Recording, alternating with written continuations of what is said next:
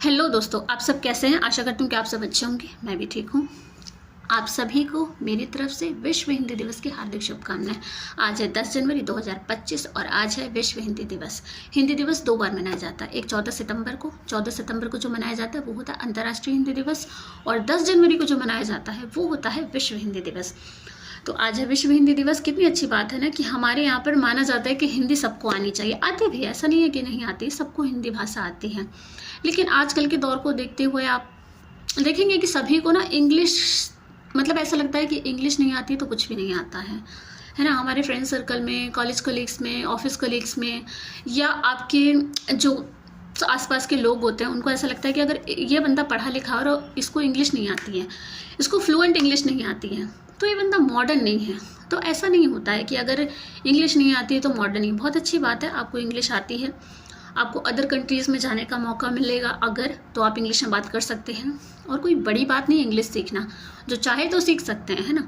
आप देखेंगे कि आजकल ना बाहर के जो लोग हैं, या मतलब दूसरी भाषा के जो लोग हैं, वो भी हिंदी पढ़ करके, संस्कृत पढ़ करके, हमारे वेद पुराण पढ़ करके उनका ज्ञान हासिल कर रहे हैं। तो क्या हमें नहीं आनी चाहिए?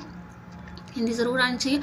आजकल आप देखेंगे कि 10वीं के बाद कई सारे प्राइवेट विद्यालयों में 10वीं के बाद हिंदी विषय ही बंद करा दिया है। अच्छी बात है यार कि इंग्लिश को मतलब आप इतना बढ़ावा दे रहे हो, लेकिन अपनी हिंदी को भूलो मत, है ना।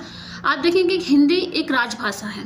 हमारे जितने भी सरकारी दस्तावेज हैं वो सभी के सभी इंग्लिश के साथ साथ हिंदी में भी लिखे होते हैं। इसका मतलब जब सरकारी दस्तावेज हिंदी में लिखे तो हमें हिंदी तो आनी चाहिए, आती भी है।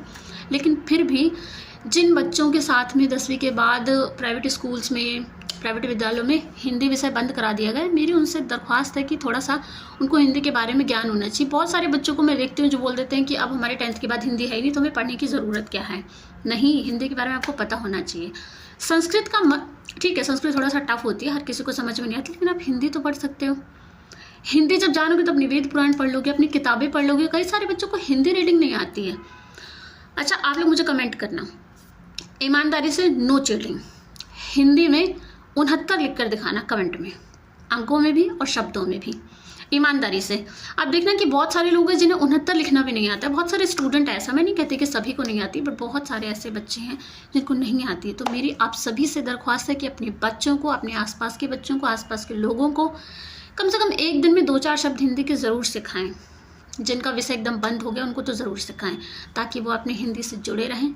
और हमारे हिंदुस्तान में हिंदी सभी को आती है, आनी भी चाहिए। इंग्लिश बोलो, वेरी गुड, बट हिंदी आनी चाहिए।